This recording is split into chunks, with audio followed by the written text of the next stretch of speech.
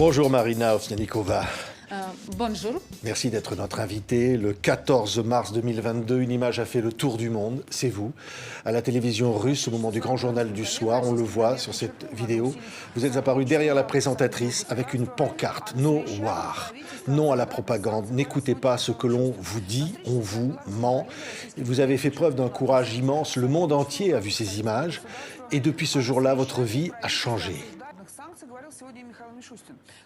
En effet, ma vie vraiment a changé de manière radicale. Et si ce n'était pas à la France, l'issue de cette histoire aurait été différente. La France m'a sauvé la vie à 2 reprises et dans le livre, j'en parle en détail. Au début, il y a eu un premier interrogatoire. J'étais isolée pendant 24 heures à la police et à ce moment-là, Emmanuel Macron a déclaré qu'il était prêt à me donner un asile et tout de suite, l'interrogatoire a changé. On ne me disait plus qu'on allait me mettre directement en prison. Et la deuxième fois, la France m'a sauvée quand j'étais assignée à résidence et j'avais déjà planifié, j'avais commencé à planifier ma fuite. Je réfléchissais à cela, mais je ne savais pas comment le faire. Je n'avais pas de papier.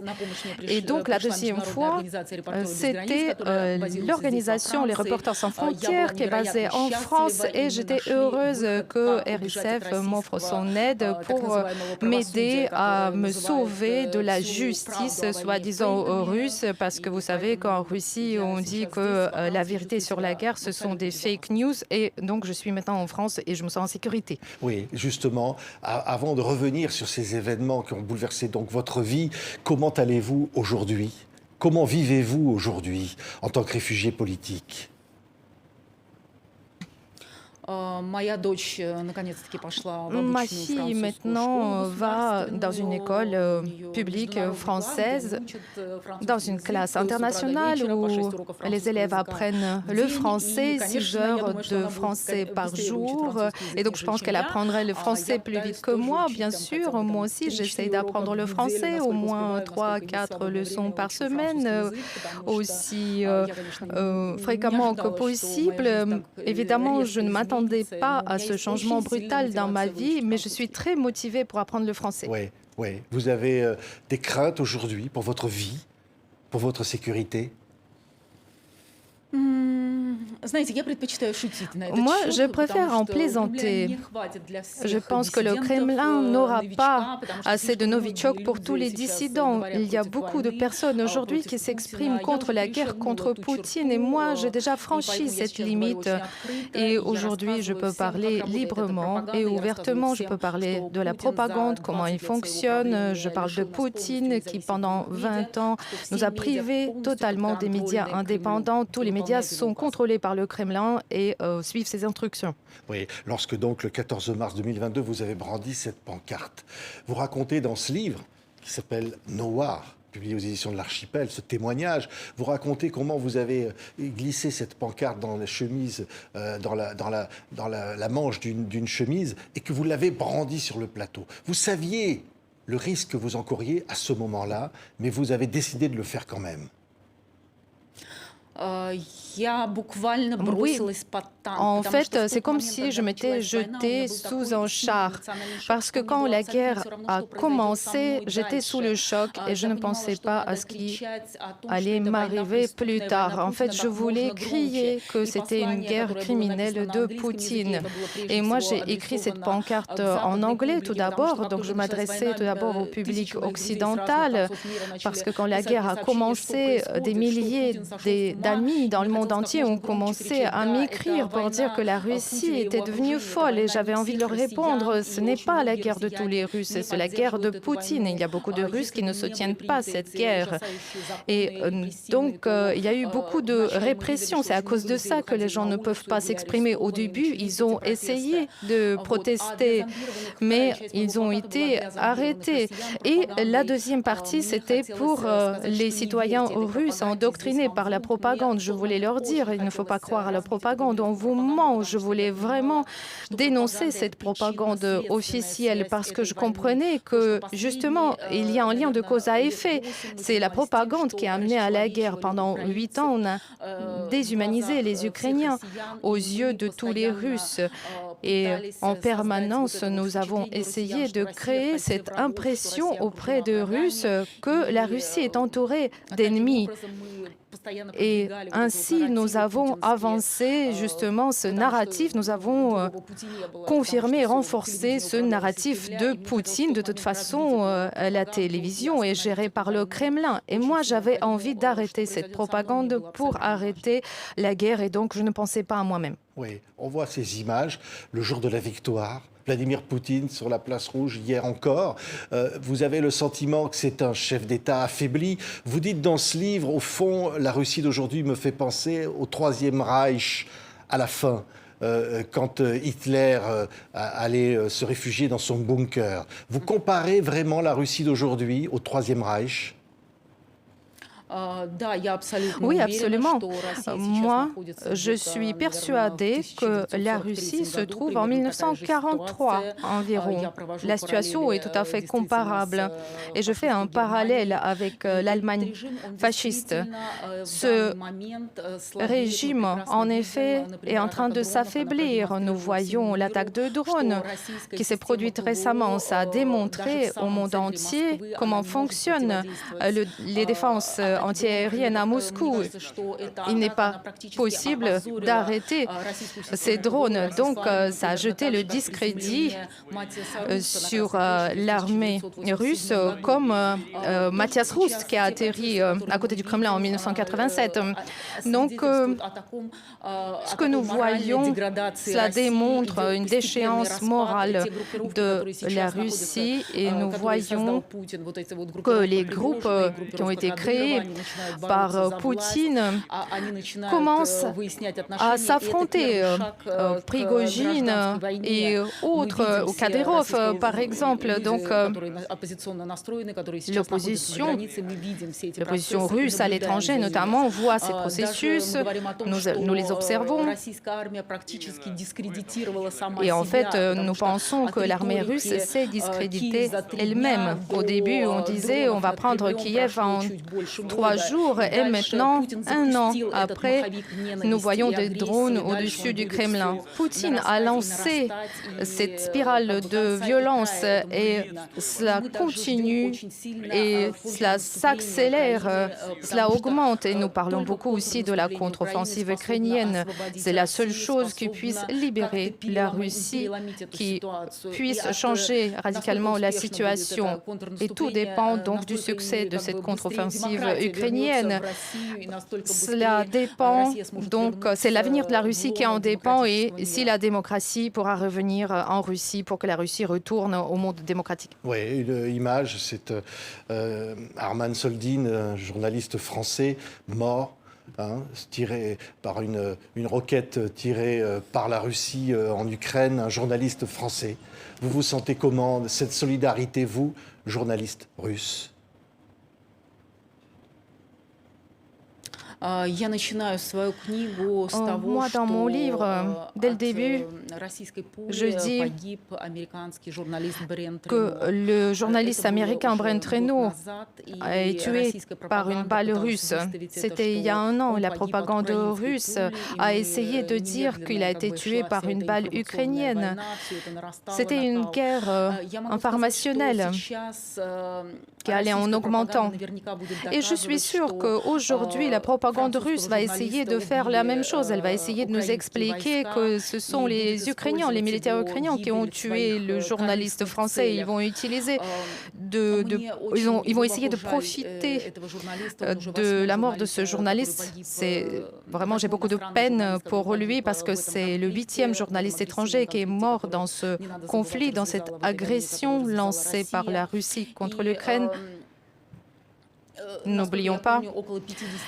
Et si je me souviens bien, environ 50 journalistes ukrainiens sont morts également dans ce conflit et quelques dizaines de journalistes se trouvent également en otages du régime russe. Malheureusement, C'est très dangereux de se trouver dans la zone de conflit aujourd'hui. Ce sont des gens extrêmement courageux qui nous parlent de ce qui se passe là-bas dans la zone du conflit aujourd'hui. Et donc, je pense qu'il faut les soutenir par tous les moyens. Vous avez le sentiment aujourd'hui que le peuple russe n'est pas autant derrière Poutine que ce que l'on peut croire ici, vu de l'Occident, et que ces jours sont vraiment comptés?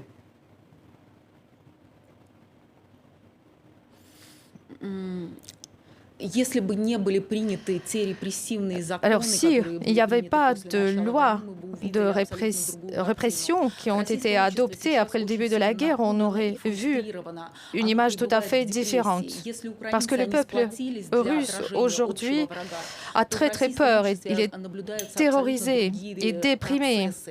Je pense que une partie de l'opinion russe est contre la guerre, mais ne peut pas s'exprimer ouvertement. Les gens sont en attente parce qu'en Russie, on peut être arrêté même quand on répond à une enquête en micro-trottoir. Et donc, la police peut te pénaliser ou te mettre en prison. Ou par exemple, l'histoire d'une enfant qui a dessiné un dessin anti-guerre. Donc, également, on peut être arrêté pour cela. Et là où l'opinion russe a très peur. Donc, c'est comme une pieuvre qui étrangle l'opinion russe. C'est comme sous l'époque de Staline. Les gens, dans leur cuisine, chuchotent qu'ils ne soutiennent pas la guerre. Entre amis, mais publiquement, ils ont très peur de dénoncer cette guerre et de dire quoi que ce soit contre la guerre. Oui, dans ce livre qui s'appelle Nowhere, sur l'archipel, votre histoire, vous racontez combien aussi vous l'avez payé dans votre vie, quand vous avez dû quitter évidemment de manière clandestine, aidé par Reporters sans frontières, ce pays, menacé d'y être emprisonné, que vous avez réussi à le quitter avec votre fille. Et puis votre mari qui, lui, est resté dans le camp Poutine, qui va même partie de votre famille, refuse votre propre combat. C'est le prix à payer pour la liberté.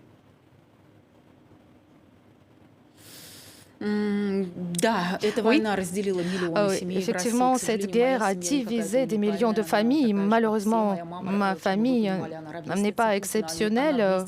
Pour comprendre, ma mère a le même âge que Poutine, donc elle est pour la reconstruction de l'URSS. Elle connaissait mes opinions libérales et elle a vu mon intervention à la télé et elle a pensé que je suis une criminelle en m'opposant à Poutine. C'est un véritable conflit de génération parce que les pouvoirs russes, Poutine, son entourage, ce sont des gens du passé. Ils essayent de reconstruire l'URSS. Mais maintenant, en Russie, il existe une jeune génération, une nouvelle génération qui est allée en Europe, qui sait ce que c'est de vivre en Europe, qui ont vécu pendant l'époque démocratique. Ces gens comprennent ce que c'est et ils regardent vers l'Occident.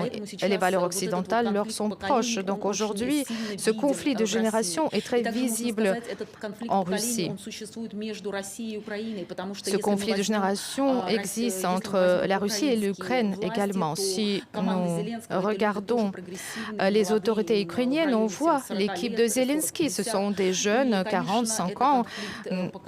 Donc c'est un conflit de génération et conflit entre la démocratie et la dictature. Oui. Votre famille était partiellement d'Ukraine.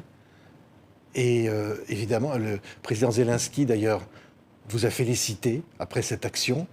Votre cœur aujourd'hui bat pour l'Ukraine, pour toutes les victimes en Ukraine et les souffrances du peuple ukrainien.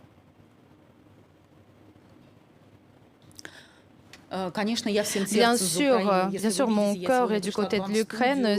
Vous voyez, aujourd'hui, je suis venue aujourd'hui habillée des couleurs du drapeau ukrainien parce que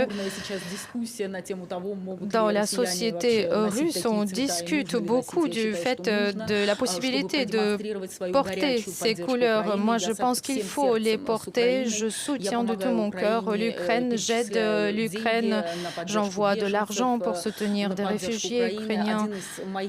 Et il y a eu une deuxième affiche parce que j'étais venue près du Kremlin avec une pancarte Poutine est assassin, combien d'enfants ukrainiens doivent encore être morts. Et donc, nous avons vendu pour 20 000 euros au Festival Berliner cette affiche et nous avons envoyé cet argent pour aider les Ukrainiens. Et une partie du livre que j'avais déjà publié, je vais aussi transférer cet argent pour aider l'Ukraine pour qu'elle puisse résister contre l'agression russe. Je pense beaucoup à l'Ukraine. J'ai toujours des membres de ma famille, notamment 2 de mes cousines avec leur famille se trouvent en Ukraine et ne partent pas. Une à Odessa, l'autre dans la région de Khmelnytsky. Il y a aussi une partie de ma famille qui vit dans la région de Moscou. Et donc, ces gens, ces proches se trouvent de 2 côtés. Et donc, ma famille, en Ukraine aussi bien qu'en Russie, reçoivent des papiers de mobilisation où ils doivent aller à la guerre. Donc, les Ukrainiens vont à la guerre, ils vont au front, tandis que la partie de la famille russe essaye de s'isoler, essaye de fuir cette guerre et ne pas aller au front. Donc, c'est une tragédie colossale des 2 peuples. Il est difficile vraiment de l'exprimer. Il y a beaucoup de liens entre les 2 peuples. Il y a beaucoup d'Ukrainiens qui vivent en Russie et beaucoup de Russes avant la guerre vivaient en Ukraine. Donc vraiment, c'est une tragédie colossale. Et si nos grands-pères pouvaient imaginer qu'un jour, il y aurait cette guerre totale entre la Russie et l'Ukraine, elle aurait maudit leurs descendants. Je parle bien sûr des grands-pères de nos aïeux qui ont combattu lors de la Deuxième Guerre mondiale. Merci Marina Ovsniakova. Et ce livre-là qui s'appelle Noah, c'est votre histoire, peut-être adapté au cinéma? En faire un film, raconter votre histoire? Oui, c'est un scénario tout prêt pour faire un thriller, un vrai thriller qui s'est passé pour de vrai. C'est mon autobiographie. Et bien sûr, j'ai mis l'accent sur les événements de cette dernière année. C'était vraiment très dramatique et moi, je me suis retrouvée au centre de cette guerre informationnelle entre la Russie et l'Ukraine. Parce que on m'a déclarée espionne américaine, mais les Ukrainiens ne me croyaient pas non plus. Ils me disaient agent du FSB. Donc, je me suis retrouvée entre ces 2 discours. C'était vraiment un choc.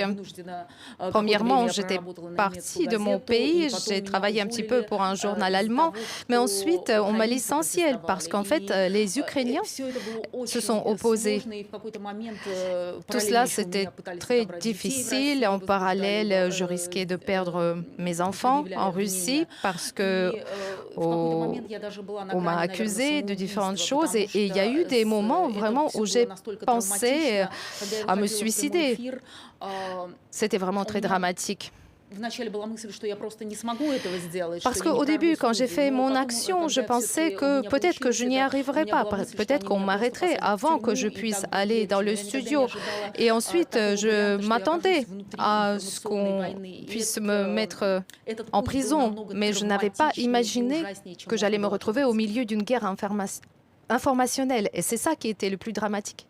Merci Marina Ovsniakova. On voit cette photo derrière vous et cette image qui va rester comme un des grands symboles, peut-être un tournant de cette guerre de la Russie contre l'Ukraine que vous avez symbolisée pour l'histoire. Merci infiniment d'avoir été avec nous aujourd'hui. Merci beaucoup.